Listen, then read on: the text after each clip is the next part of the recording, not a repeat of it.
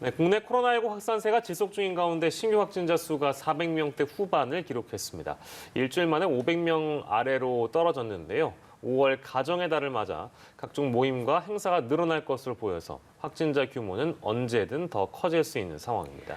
네, 오늘 관련 소식 두 분과 짚어보겠습니다. 정기석 한림대 성심병원 호흡기내과 교수, 김민아 시사평론가와 함께합니다. 어서 오세요. 예, 월요일입니다. 신규 확진자 수는 500명대 아래로 내려왔습니다. 488명인데, 물론 이제 월요일이기 때문에 휴일 검사 건수가 감소됐으니까 이제 그 영향은 좀 차치하더라도 몇 가지 지표들 같은 경우를 보면 감염 재생산 지수 혹은 계절적인 요인들, 환기가 좀 용이하다 이런 측면들을 토대로 해서 분석하시는 분들 보니까 증가세가 좀 둔화한 거 아니냐 이런 평가를 내리시는 분들도 있는 것 같아요. 교수께서는 좀 어떻게 평가를 하십니까? 예, 분명히 날씨 덕은 보고 있다고 봅니다. 물론 국민들이 이제 경각심을 놓치지 않는 그런 답도 있겠지만 결국 그 날씨라는 것이 호흡기 바이러스는 지금 5월쯤 되면 독감 경보가 이제 없어질 때거든요. 그럴 정도로 호흡기 바이러스는 겨울에 창궐했다가 떨어지는 게 일반적이고요. 예. 특별히 이 코로나19 때문에 연구를 한 거에 의하면은 이 평균 기온이 5도에서 11도일 때 가장 바이러스가 좀 잘 번지더라. 네. 또 혹은 위도가 우리가 이제 38도선 아래로 있지 않습니까? 위도가 아주 낮은 적도 지역보다는 위도가 좀 높은 곳에서 더 잘 생기더라. 즉 이제 그 기온이 좀 차가운 데죠. 예. 이런 것들 때문에 날씨의 영향은 분명히 있다고 보지만 다른 나라에서 이렇게 번지는 거 우리가 작년 여름에 한번 2차 파동이 났던 걸 보면은 날씨를 뚫고 갑니다. 예. 아직까지는 전파력이 대단하기 때문에 그래서 날씨 덕을 본다고 혹시라도 방심을 하고 있으면 날씨를 뚫고 이 전파는 굉장히 급속하게 늘 수 있다 그렇게 말씀드립니다. 증가세가 둔화했다고 보는 건 그렇다면 맞을까요? 교수님 어떻습니까? 저는 그렇게 보지는 않습니다. 지금 사실 굉장히 긴 시간 동안 300명, 400명대를 유지를 해왔고 4월 달부터는 500, 600, 700 이렇게 쭉 올라갔다가 최근에 지난 토요일, 일요일 좀 감소했는데요. 예. 토요일도 보통 토요일하고 다르게 검사를 굉장히 적게 했습니다. 근로자의 날이라서 그런지 검사 숫자가 굉장히 적었고요.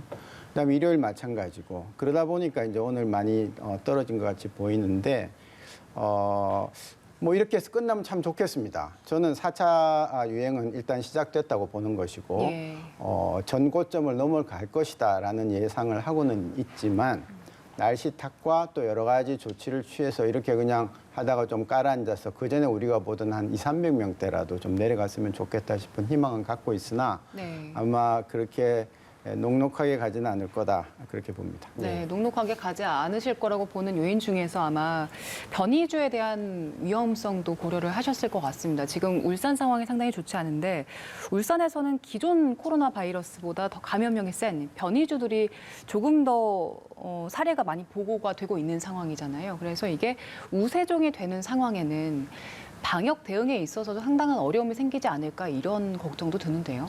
예, 이 부분은 이제 신경을 바짝 써서 봐야 될 때가 됐다고 봅니다.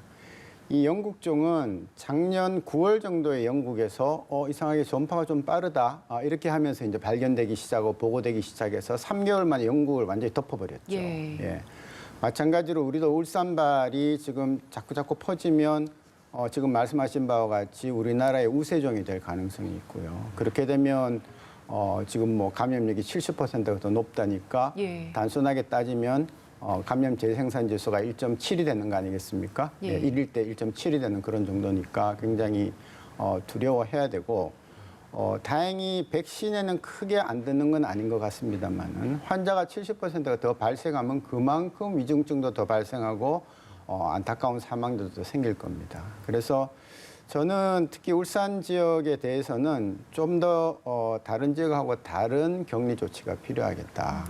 철저히 격리하고 검사도 더 철저히 하고 예. 치료할 때도 더 조심해서 치료하고 그래서 어떻게 하든 이 바이러스를 변이 바이러스를 그 지역 안에 가둬놓는 바깥으로 넘어가지 않게 가둬놓는 그런 전략을 저는 그 질병청에서 직접 내려가서 정말 제대로 된 역학적인 근거 하에서 제대로 된 그 방역 지도를 좀 같이 하는 게 맞지 않겠나 그렇게 봅니다. 네, 변이주에 대한 관리만큼은 아무튼 신경 써서 해야 될 거라는 생각이 들고요. 백신 상황을 저희가 좀 짚도록 하겠습니다. 지금 이 백신 물량과 관련해서 좀 우려들이 나오고 있는 그런 상황인 것 같아요. 뭐 화이자 백신, 아스트라제네카 백신, 그러니까 상황이 도대체 어떻길래 뭐 일시적으로 중단될 가능성까지 지금 나오고 있는 겁니까, 평론가님? 일단 그 1차 접종이 이제 좀 진행이 된 상황에서 2차 접종을 받아야 될 이제 시일이 이제 된 거죠. 그래서 뭐 아스트라제네카는 10주, 그다음에 화이자는 3주간 걸쳐서 이제 그 기간을 두고 2차 접종을 하게 돼 있지 않습니까? 네. 그래서 2차 접종을 하는 기간하고 그다음에 1차 접종을 계속 이제 하는 기간이 겹치면 이제 그 부분에서 이제 백신 수급이나 이런 문제가 발생할 우려가 있다 이렇게 보는 건데요. 지금 아스트라제네카 백신이 그동안 이제 쭉 들어온 이제 물량 한 200만 회 분 정도 들어온 것 중에 남은 게 이제 34만 회 분 정도이다 얘기를 예. 하고 있는데 이걸 우리는 이제 최소 잔량 주사기가 있기 때문에 38회 분 정도 이제 좀 맞출 수가 있다. 지금 남은 물량으로 이렇게 예. 지금 방역 당국은 설명을 하고 있는 그런 상황입니다. 그 종합을 해보면 이게 그러면 어느 정도의 어느 정도로 더 맞출 수 있는 분량이냐라고 했을 때는 지금까지의 속도로 보면은 뭐 이 숫자만 갖고 보면 뭐 이틀이나 3일 뭐 그렇게밖에 안 되는 거 아니냐 뭐 예. 이런 우려가 지금 제기가 되고 있는 건데요.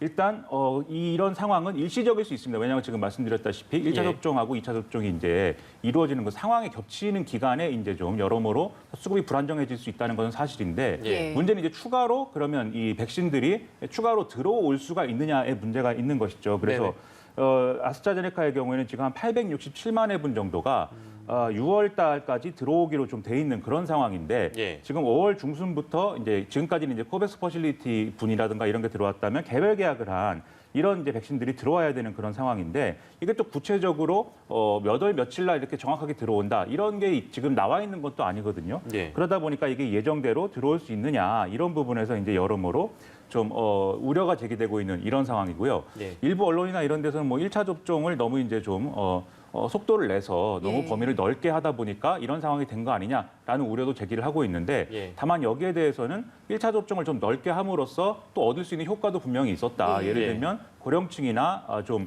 중증으로 넘어갈 수 있는 이런 위험 환자군에서는 1차 접종만으로도 사실은 일정 부분, 이게 완전히 뭐 효과를 발휘하는 건 아니지만 예. 일정 부분은 위험을 줄일 수 있는 부분도 있기 때문에 이것에 의한 긍정적 효과도 있었기 때문에 이제 뭐 일도 양단에서 이제 평가하기는 어렵다. 이런 얘기도 같이 나오고 있습니다. 그래서 이 백신 수급 일정이나 이런 이 이후의 계획이나 관련돼서는 오늘 이제 오후에 또 이 당국에서 이제 브리핑을 한다 이런 내용이 있기 때문에 예. 그걸 좀 참고해서 판단할 필요가 있을 것 같습니다. 저희가 네. 뭐 잠시 뒤에 또 그 브리핑을 함께 하실 수 있다면 함께 하실 수 있고요. 정기석 교수께서 어떻게 좀 진단하고 계십니까? 차질 없이 추진이 가능할까요? 교수님께서 보시기엔? 정부가 워낙 자신 있게 6월 말까지 1,200만 명 하겠다 이렇게 나오니까 일단은 믿겠습니다. 또 오후에 발표를 한다니까 볼 일인데 지금 330만 명 1차 내지는 2차가 들어갔고요. 870만 명 남았습니다.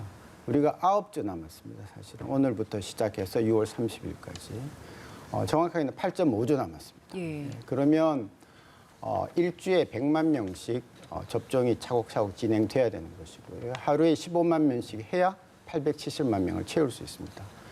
그래서 지금 이제 그 계약사하고의 어떤 비밀 유지 조항 뭐 이런 얘기를 하면서 1,200만은 문제 없다. 기다려라. 이제 이렇게 쭉 하는데 국민들이 너무너무 궁금해 하시잖아요. 그래서 저는 어떤 특정 백신을 지정하지 않더라도 적어도 5월 상반기에는 우리가 한 200만 명 맞출 수 있다. 뭐 그다음에 주별로 3주차, 4주차 이렇게 해서 얼마 할 수 있다라는 정도. 그다음에 어느 지역에 얼마나 갈 수 있다라는 예. 이런 정도를 오늘쯤 얘기를 좀 해줘야 예. 사람들이 이 백신 부족한데 어떻게 하지? 제가 오늘 아침에도 외래를 보고 왔는데요. 네네. 자기 백신 신청했는데 안 온다는 겁니다. 예. 맞고 싶어 하는데 안 오고 어떤 분은 뭐 맞기 싫어서 잘 됐다라는 분도 계시고 하지만 예. 그래도 이 결국 집단 면역이라는 걸 이루려면은 맞고 싶을 때 맞아야 되는데 예. 그냥 이게 자꾸 미뤄지면 또 변심이 생길 수 있거든요. 예, 그러면 그만큼 3,600만 명 우리 인구한테 맞아서 70%를 달성한다는 것이 자꾸 멀어질 수가 있기 때문에 저는 적어도 주별로 안 되면 달별로라도 앞으로의 접종 계획에 대한 숫자는 나와야 된다. 예. 그렇게 보고 있습니다. 네. 그리고 지난주에 사회 필수 인력들에 대한 백신 접종이 시작이 되는데 지금 아스트라제네카 백신을 맞은 경찰관들 중에서 2명이 신체에 마비 증상이 왔습니다. 일단 밝히기로는 연관성이 확인되지는 않았다 정도로 이야기가 나와 있는데 자세하게 어떤 상황입니까? 일단 이제 김제경찰서에 이제 소속된 경찰관이 아스트라제네카 백신을 접종을 받은 다음에 예. 이제 마비 증세가 와서 결과적으로 이제 병원에 이제 들어가게 된 것인데 진단을 해보니까 좌측 내외에 이제 미세혈관이 이제 막힌 것으로 이제 확인이 됐다라는 겁니다. 그래서 여기에 대해서는 적절한 치료가 진행이 됐고 좀 조치를 해서 다행히 이제 상황이 좀 호전되고 있다. 이렇게 얘기를 하고 있는 상황인데요. 예. 지금 이렇게 확인해 봤을 때 예를 들면 이게 동맥계 뭐 혈전이 이렇게 일어난 사례는 아니고 예. 그리고 또 이분 같은 경우에는 또 부정맥 기저질환자인 부분들이 이 이후에 밝혀졌기 때문에 예. 그래서 백신과의 연관성이 있는 사례는 아니다라고 이제 지금 얘기를 하고 있습니다.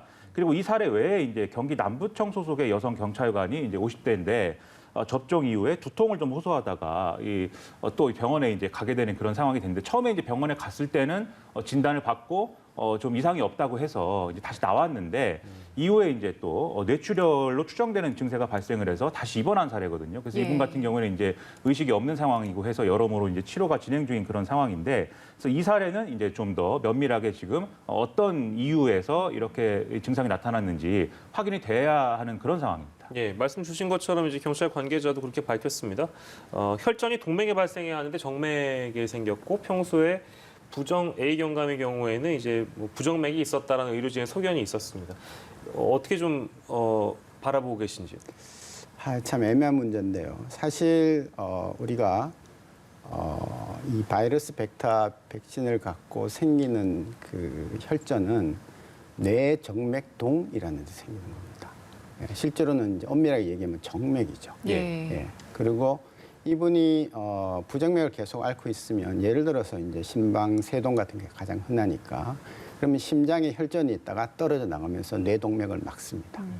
그러면 이제 이거는 백신에 의한 게 아니고 원래 갖고 있던 병 때문에 그런 거다 이렇게 얘기를 할 수 있는데 예. 제가 얼마 전에 이 호주에 있는 이런 혈전 주로 연구하는 분하고 강의하는 이런 자리에서 한번 본 적이 있었는데요. 자기네들은 동정맥을 막론하고 그냥 생길 수 있다고 생각하는 거죠. 혈전이란 게 꼭 동맥에 생겨야 되는 법이 있고 정맥에 생겨야 되는 법은 없거든요. 우리 피가 돌아다니다가 동맥도 갔다가 정맥도 왔다 갔다 하는데 그 피의 성분이 굳을 수 있는 성분을 많이 갖고 있으면 아무 데서나 생기는 것이 혈전입니다. 예. 그런데 이제 우리 몸의 정맥은 혈류가 느리기 때문에 예.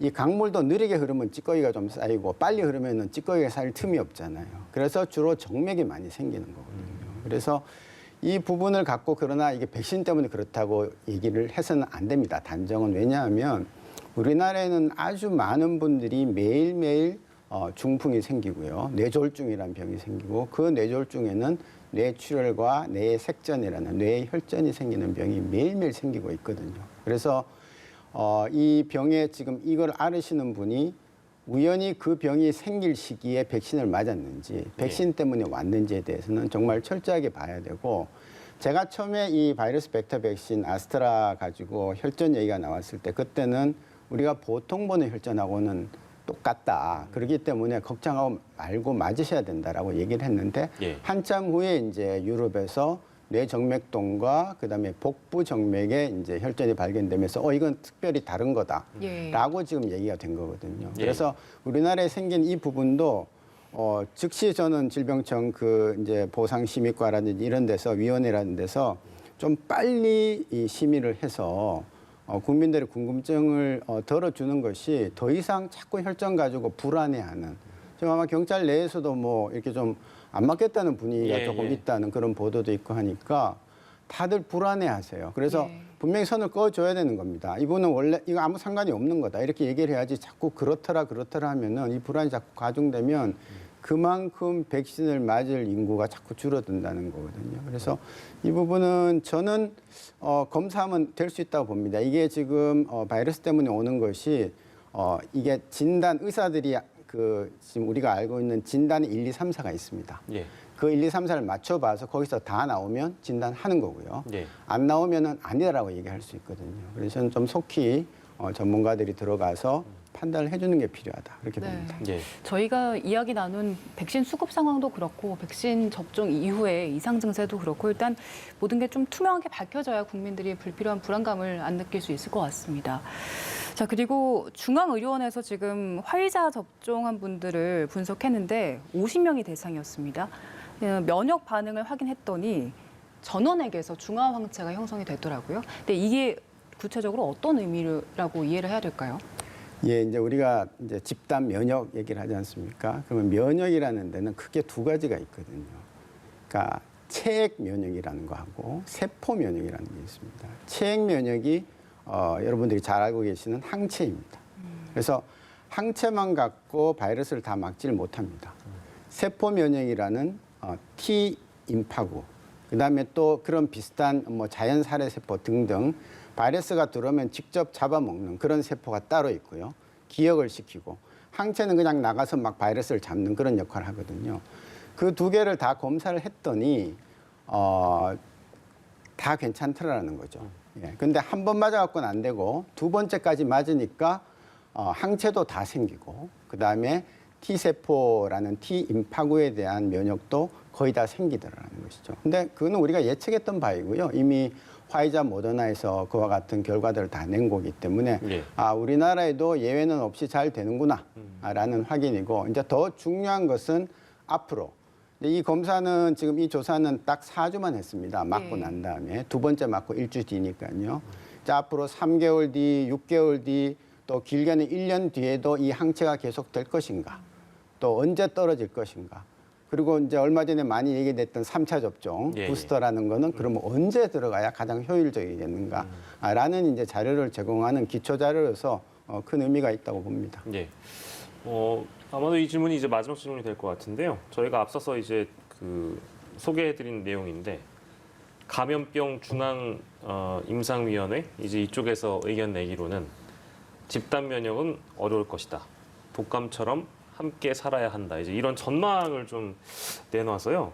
그러니까 결국에는 코로나19 바이러스가 어떤 감기처럼 독감처럼 뭐 토착화된다든지 뭐 이런 의견이 나와서 굉장히 좀 암울한 전망일 수 있겠습니다. 이 부분에 대해서 어떤 좀 설명을 주시겠습니까? 집단 감염이라는 것은 우리가 병이 더 번지지 않게 하기 위해서 가야 될 가장 어떻게 보면 최소한의 목표입니다. 집단 면역이라는 어떤 그 테두리가 없으면은 한 명이 한 명 이상한테 전파를 시키니까요. 지금 우리가 70%를 얘기하는 것은 한 명이 한 명 미만한테 전파를 시킵니다. 그러면 서서히 병이 줄어들겠죠. 그런 걸 바라는 것이고요.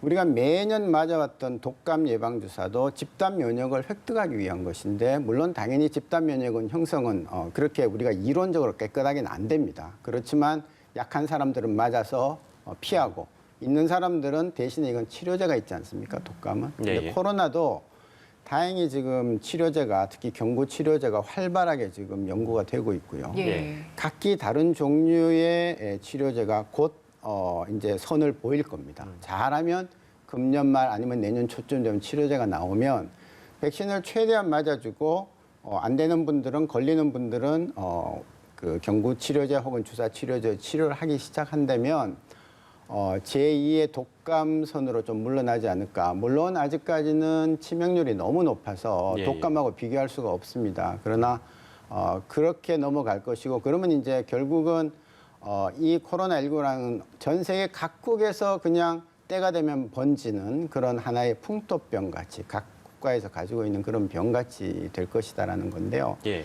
이제 집단 면역은 어렵다는 것은 서로 어렵더라도 우리는 최선을 다해서 가야 되는 그런 목표가 있고 그거를 어느 정도 이루지 못하면 그다음부터는 이 불길을 잡지 못하고요. 외국서 보듯이 하루에 수천 명이 나오게 되면 예. 한번 그만큼 많은 희생을 겪고서야 다시 이제 원상태로 돌아가는 거기 때문에 예. 집단 면역 달성이 어렵다는 이론은 어느 정도 맞는 말이기도 합니다. 예. 그러나 집단 면역 달성을 위해서 최선을 다해야 된다 그런 말씀을 드립니다. 예, 알겠습니다. 오늘 말씀은 거기까지 듣도록 하고요. 오늘 코로나19 상황은 두 분과 함께했습니다. 김민하 평론가께서는 이어지는 순서 함께해 주실 거고요. 정기석 한림대 성심병원 호흡기내과 교수는 여기서 인사를 좀 드리도록 하겠습니다. 고생하셨습니다.